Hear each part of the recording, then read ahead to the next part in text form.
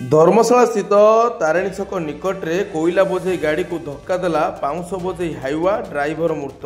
Chandigarh डुबुरी 53 number जातीय राजपथ में दुर्घटना वृद्धि पाउथुवा बेले शनिवार अपराह 3 घटिका समय दुर्घटना गुरुतर ड्राइवर को उद्धार कर बर्चना मेडिकल नियाइथिला। सेठारे डाक्तर तांकु मृत घोषणा करथिबा जणा पड़छि। मृतक ड्राइवर जनक अणुओडिया बोली जनापड़ी। धर्मशाला ब्लॉक अंतर्गत जेनापुर थाना अधीनस्थ तारिणी छक निकट में यह दुर्घटना घटी।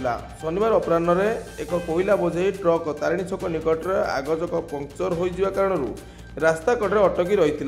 गाड़ी चलुवा समय आग चका पंक्चर हो कारण गाड़ी रास्ता डाहाण पट को स्वाभाविक भाव पलि जाए समान दिगरे डुबुरी चंडीखोल आड़ को पाउंश बोझे करी जाउथिबा एक हाइवा भारसाम्य हराई तार पछपटे पिटी। दुर्घटना एते जोरदार थिला जे हाइवा ड्राइवर को गाड़ी भितरू बाहर करने एक जेसीबी मेसीन साहाय्य नियाइथिला। ड्राइवर जनक दुईटी जाक गोड़ भांगी जाइथिला।